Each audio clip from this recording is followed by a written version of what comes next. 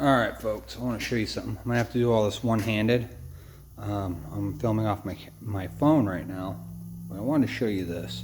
I made a new friend today. This is a Bullseye pick. It's about 30 inches inside that throat. And I'll show you kind of how this operates. I'll do better eventually, but you put the crow's foot there and you just clap it. And mind you, even with this older sheet metal, it doesn't take a lot to move it.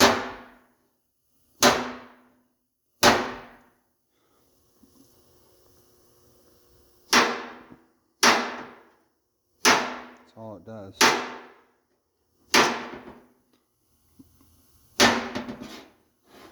I'm doing a terrible job of actually pushing this spot around, but I'll show you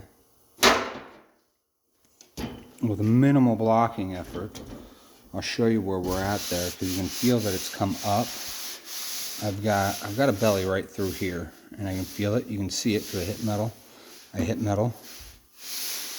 I have some bigger issues back here where it's a little bit rippled, but I'll work that out. Now, we're going to take a trusty old file board, 80 grit. I'm just going to run, you can see where we pecked at it. We'll run over that real quick.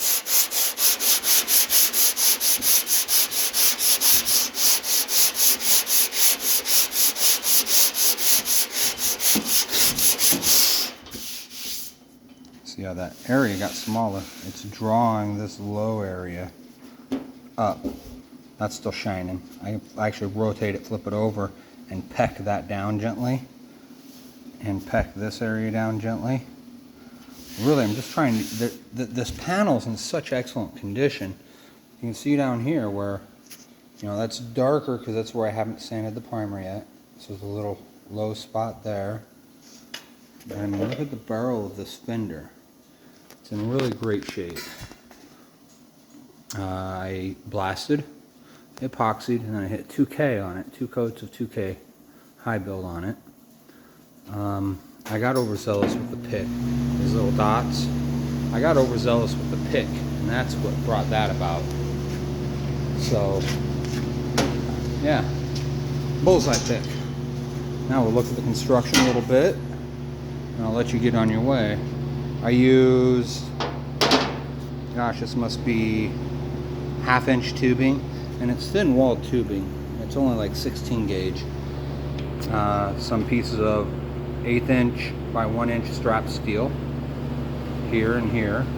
I actually had to cut that tab and then round it off, because if it was square the way it fit in there, it wouldn't move. But this one I did real rough shot, just quick, got it done. I wanted to see the tip. I actually used the end of a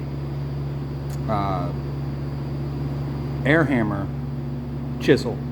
That's the end of an air hammer chisel. I cut it off some time ago and did a recessed dome on it to do rivets on ball joints, because I didn't have one at the job I was at. I had it at home, but not there, and I needed it.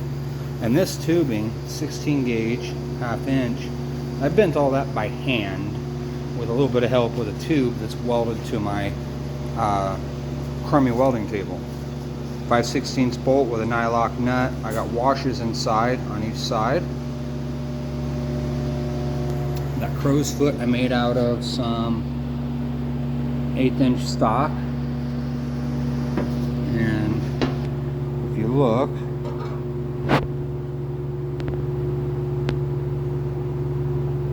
closes up pretty well. But I looked at pictures on the internet. I've never used one of these before. I've never put one in my hands before. And I came to instances here that I could use it. And I've run in instances before, but I never took the time to build one.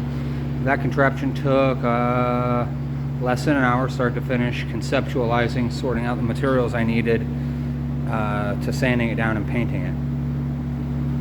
So there you go. Bullseye pick.